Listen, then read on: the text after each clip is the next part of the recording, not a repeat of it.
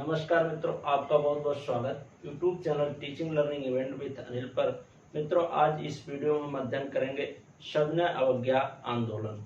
भारतीय राष्ट्रीय आंदोलन के अंतर्गत ये टॉपिक चल रहे हैं। इसके और पार्ट बन चुके हैं, आप देख सकते हैं। एक इस वीडियो के डिस्क्रिप्शन बॉक्स में लिंक मिल जाएगा, वहाँ से आप आसानी से अन्य जो इसके पार्ट बने उसको देख सकते हैं। आपकी यूपी SSSC पेट परीक्षा के दृष्टि से ये सभी टॉपिक बनाए जा रहे हैं। यहाँ से आपके 5 नंबर के प्रश्न बनते हैं भारतीय राष्ट्रीय आंदोलन से, तो इसको इस वीडियो में कवर किया जा रहा है। कई पार्ट इसके और बन चुके हैं, उसको आप देख लीजिएगा। तो आज के इस वीडियो में हम देखेंगे सविनय अवज्ञा आंदोलन। तो पहले जान लेते हैं सविनय अवज्ञा आंदोलन क्या है।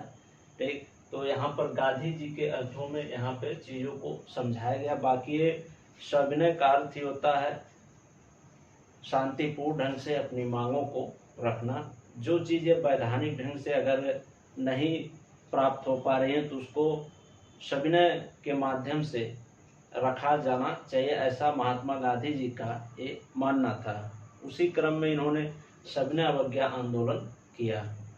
इसका कारण क्या था? इन्होंने अपने 11 सूत्रीय मांग को एक ब्रिटिश सरकार के सामने प्रस्तुत किया रखा, लेकिन उसको माना नहीं गया। उस पर कोई ब्रिटिश सरकार द्वारा राय नहीं दी गई।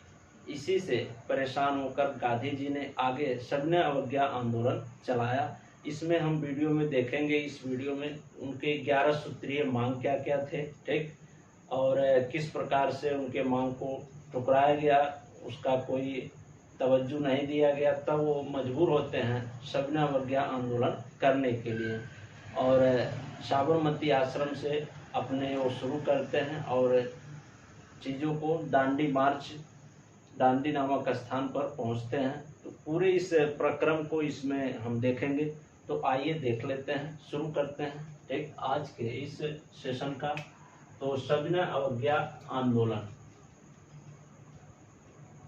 अर्थ इसका, ये महात्मा गांधी जी के अनुसार इसका जो अर्थ था इसको जान लेते हैं। सरकार द्वारा बनाए गए उन कानूनों का विरोध करना जो नैतिक नहीं है। ठीक, ये गांधी जी के शब्दों में सविनय अवज्ञा आंदोलन का अर्थ है। ठीक, क्या है कि सरकार द्वारा बनाए गए उन कानूनों का विरोध करना जो नैतिक नहीं है।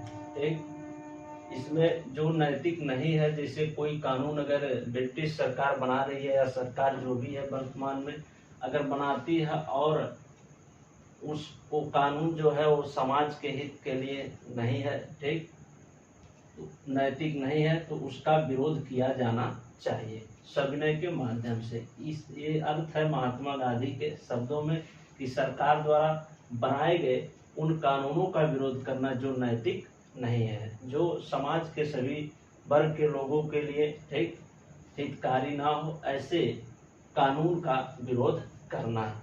ठीक, ये सविनय का अर्थ है गांधी जी के शब्दों में। आगे आए देख लेते हैं। 1930 में गांधी जी के नेतृत्व में पूर्ण स्वराज्य की प्राप्ति हेतु आंदोलन चलाया गया। वह सविनय या नागरिक अवज्ञा आंदोलन के नाम से जाना जाता है। ठीक, यहाँ पे और एक बार चीज़ों को क्लियर किया गया है, ठीक, स्पष्ट किया गया है। 1930 में ठीक गांधी जी के नेतृत्व में पूर्ण स्वराज्य की प्राप्ति हेतु आंदोलन चलाया गया। वह सविनय अवज्ञा या नागरिक अवज्ञा आंदोलन के नाम से जाना जाता है। ठीक, तो पूछा जाए अगर सविनय अवज्ञा आंदोलन, यहाँ से आपका एक प्रश्न बनता है महत्वपूर्ण कि सविनय अवज्ञा आंदोलन कब चलाया गया। एक तो ये 1930 में गांधी जी के नेतृत्व में चलाया गया था। किस लिए चलाया गया? तो पूर्ण स्वराज्य की प्राप्ति हेतु, और इसको एक और नाम से नागरिक अवज्ञा आंदोलन के नाम से भी जानते हैं। आइए आगे देखते हैं। 26 जनवरी 1930 को प्रथम पूर्ण स्वाधीनता दिवस मनाया गया।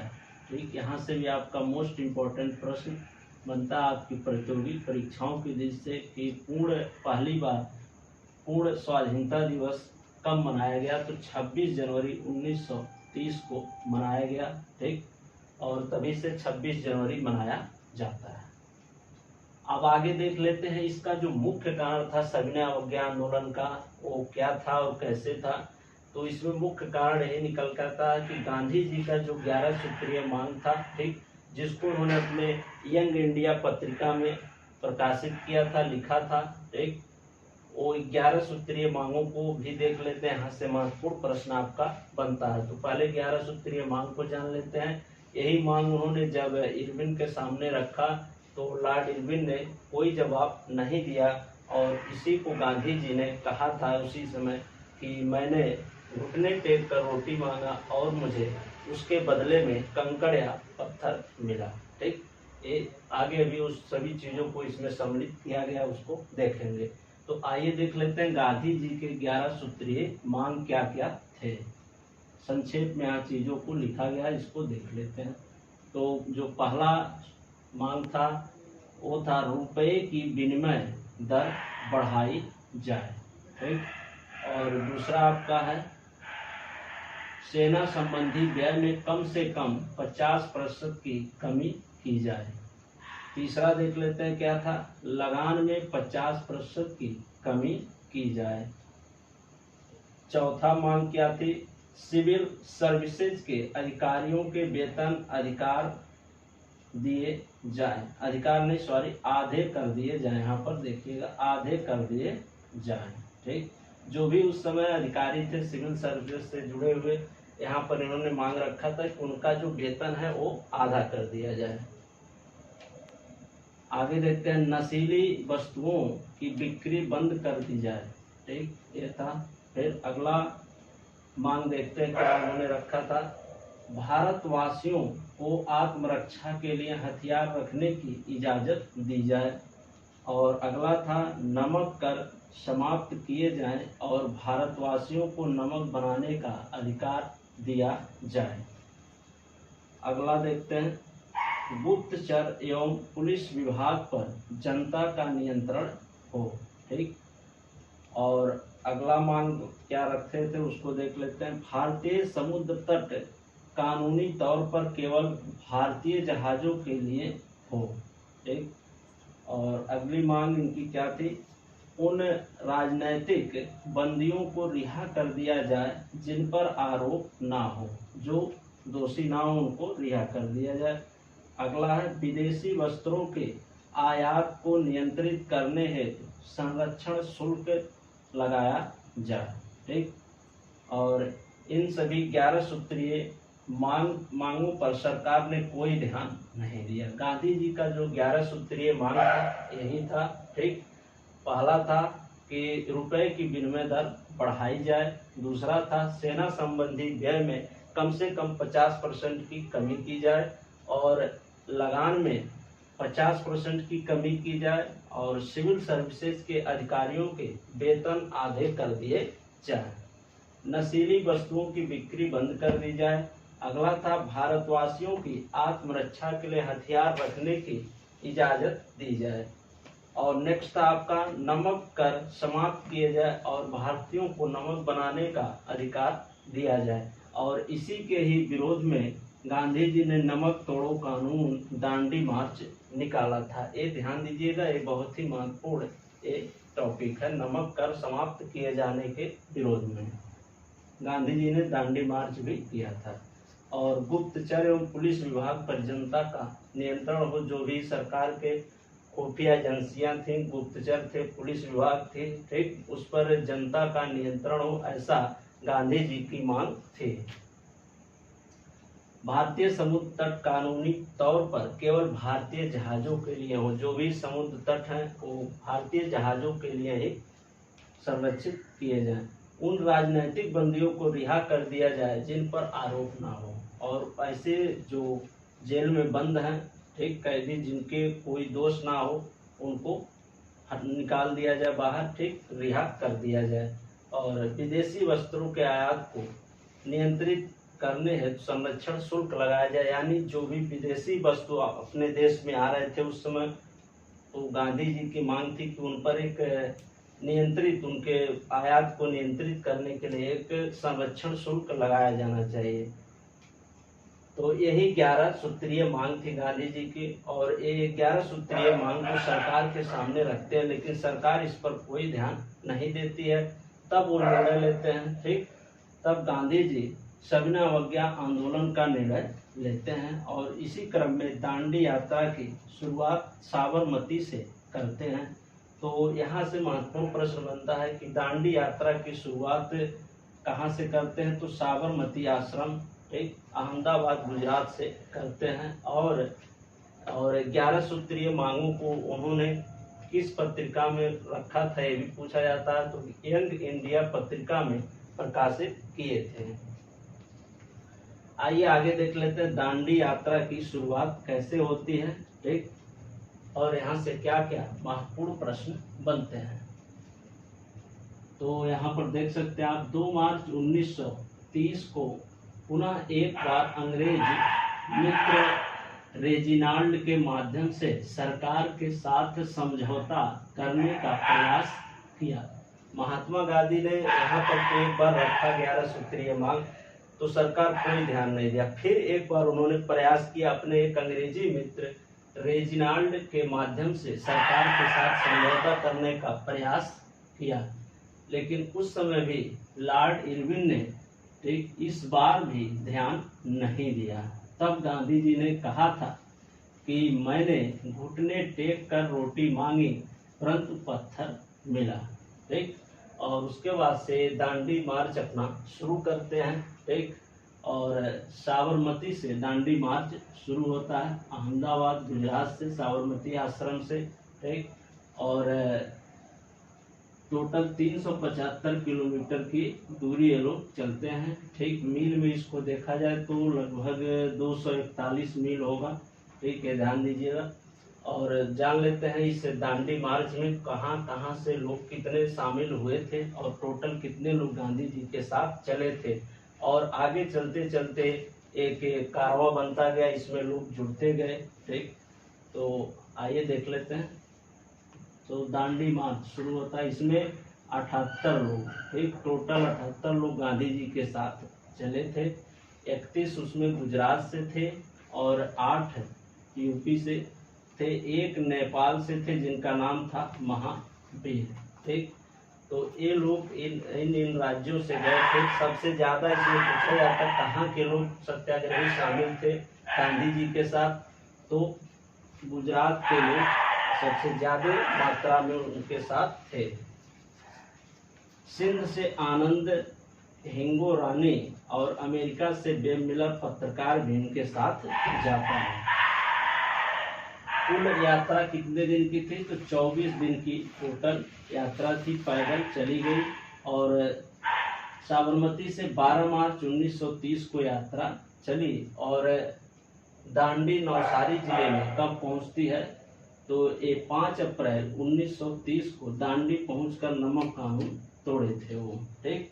और जब 5 अप्रैल 1930 को पहुंचते हैं, और सुबह प्रातः एक मुट्ठी नमक उठा करके, ठीक, समुद्र तट पर नमक के कानून को तोड़ते हैं। और यहाँ से महत्वपूर्ण प्रश्न आपका बनता है, दांडी यात्रा को व्हाइट फ्लोइंग रिवर की संज्ञा दी गई है। तो क्यों इसको व्हाइट फ्लोइंग रिवर की संज्ञा दी गई, इसको जान लेते हैं। तो इसमें जो भी सत्याग्रही शामिल थे वो सभी लोग व्हाइट कुर्ता और धोती पहन के निकले थे, ठीक। सबको अनिवार्य था कि सफेद वस्त्र में आना है, ठीक। तो सफेद कुर्ता और सफेद धोती पहने थे। और जब ज्यादा लोग इसमें जुड़ गए तो एक भीड़ जब वो चलती थी रास्ते में, तो व्हाइट पूरा एक जैसे लगता था कि एक समुद्र नदी बह रही हो, ठीक। तो उसी को यहाँ पर सफेद व्हाइट फ्लोइंग रिवर मैंने सफेद बहती हुई नदी, सफेद रंग की। तो वहाँ पर वही व्हाइट जो कपड़े थे सबके लग रहे थे जैसे क्या है, सफेद नदी बह रही हो, ठीक।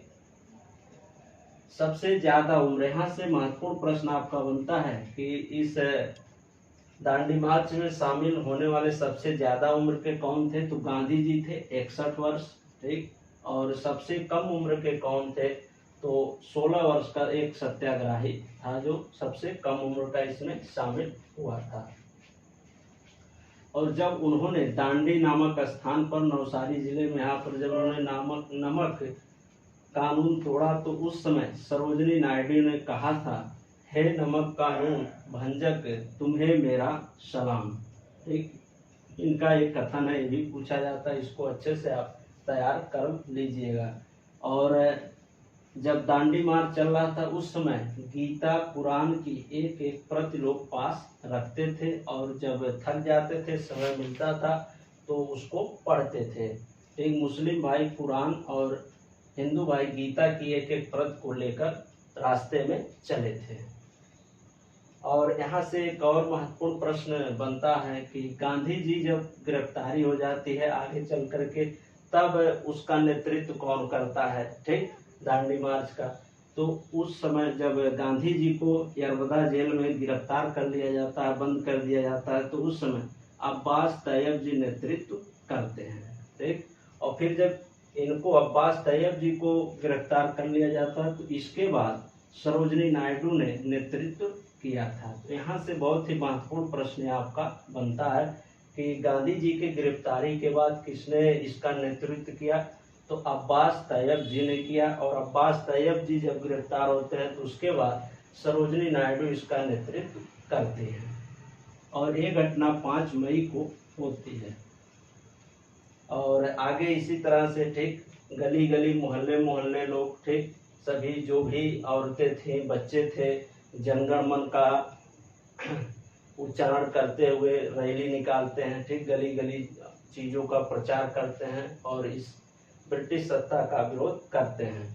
और इसी क्रम में बच्चे की जो बानरी सेना थी, बच्चों का जो समूह था, ठीक, बालक वर्ग का, जो इस मार्च में शामिल हुआ, ठीक, गांव मोहल्लों में अपने जो चल रहे थे उनके सेना को बानरी सेना कहा गया। और लड़कियों की जो समूह थी उनको माजरी सेना नाम दिया गया। तो ये रही सविनय अवज्ञा आंदोलन से जुड़ी महत्वपूर्ण बातें जो आपकी परीक्षा के दृष्टि से बहुत महत्वपूर्ण है। तो इसको आप अच्छे से तैयार कर लीजिएगा। वीडियो अच्छा लगा हो तो लाइक, शेयर और चैनल को सब्सक्राइब अवश्य कर लें। तो आइए देख लेते हैं एक बार फिर से। वैसे मैं बता देता हूँ कि सविनय अवज्ञा आंदोलन, तो सविनय के साथ जो भी नीति विरोधी कानून थे उनका गांधी जी का मोटो था विरोध करना, उसी को सविनय अवज्ञा आंदोलन कहा गया। और इसमें जब लोग चलते रहते थे तो रघुपत राघव राम का साथ में उच्चारण भी करते चलते थे गांधी जी के साथ। और इसके साथ सभी लोगों के साथ जो भी उत्साह था बना रहता था और लोग अपनी मांगों को ब्रिटिश सरकार के बहिष्कार के माध्यम से रखते थे। तो इस प्रकार से गांधी जी ने बहुत ही यहाँ पर प्रयास किया पूर्ण स्वराज को लेकर के। तो यही था सविनय अवज्ञा आंदोलन, ठीक। और आपके पेट परीक्षा के दृष्टि से जो भी सिलेबस है भारतीय राष्ट्रीय आंदोलन का, उसको कवर किया जाएगा। तो चैनल को सब्सक्राइब कर लें। यहाँ पर जैसे समसामयिक घटनाएं जो आपकी परीक्षा के दृष्टि से महत्वपूर्ण है, उस पर भी एक शैक्षिक वीडियो मिलेगा जिसमें सभी महत्वपूर्ण जो आपकी परीक्षा के दृष्टि से करंट अफेयर्स है उसको सम्मिलित किया जाएगा, ठीक। तो ठीक मित्रों, मिलते हैं नेक्स्ट वीडियो में। नमस्कार।